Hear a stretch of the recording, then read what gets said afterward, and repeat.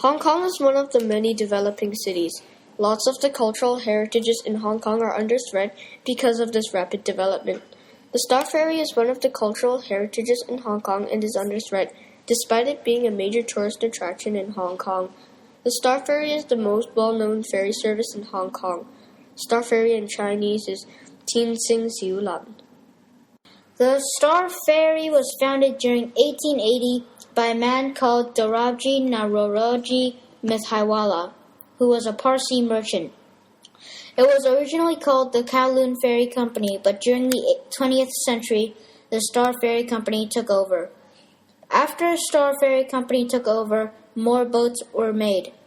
Soon after the opening of the Star Ferry, it became very busy during 1888 when it started operating all hours. Before this, it used to operate at odd hours. There are currently 9 boats that operate around the ports. All of the boats contain the word star in their names, such as Morning Star, Solar Star, World Star, Shining Star, etc. The Star Ferry can be proved that it is very good because on the 25th of February 2009, the Star Ferry ranked in the top 10 most interesting ferry rides around the whole world. The Star Ferry Pier in Central has been changed many times, and it was moved 4 times. In 1890, the first generation pier was between Pedder Street and Chater Road. In 1912, the second generation pier was in Pedder Street. In 1957, the third generation pier was at Edinburgh Place. It was near the City Hall, which was being built at the time. In 2006, the fourth generation pier is the pier we see today. It is located at Man Kwok Street. The pier is also known as Central Piers 7 and 8. Some elements of Hong Kong were lost during these changes. The third generation pier was moved because of the Central Reclamation Phase 3. Everything was lost except the bell tower and the clock, and they were kept for the fourth generation pier. Before the 1st of April 2011, there used to be 4 routes. Between Central and Tsim Sha Tsui, which is the original Star Ferry route, between Wan Chai and Tsim Sha Tsui, between Central and Hung Hom, and finally between Wan Chai and Hung Hom. The routes were reduced to 2 different ones on March 31st, 2011 because of heavy financial losses. Star Ferry didn't renew the license. No other ferry operator took over the service, forcing Star Ferry to do this. These were the old routes that the Star Ferry took before the financial losses. These are the remaining routes, between Central and Tsim Sha Tsui, and between Wan Chai and Tsim Sha Tsui. All the routes have been in Hong Kong for a long time.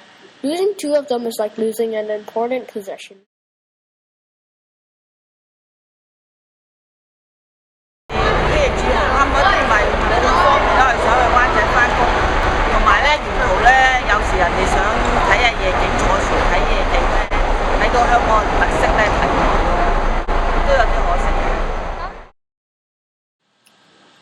Star Ferry is a very good example of something that represents Hong Kong because it is a very interesting Hong Kong landmark, while it can also reflect on how historical Hong Kong really is.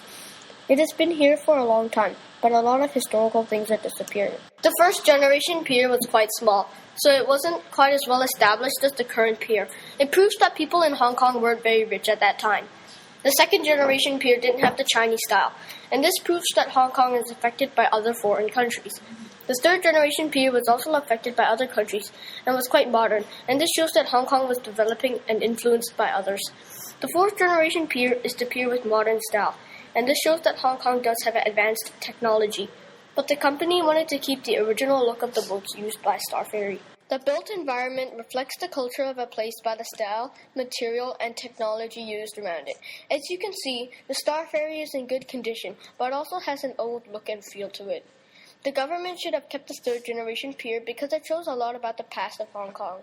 The Star Ferry showed the technology, culture, and many other things back then. The Star Ferry is quite a major item that has molded part of Hong Kong's culture.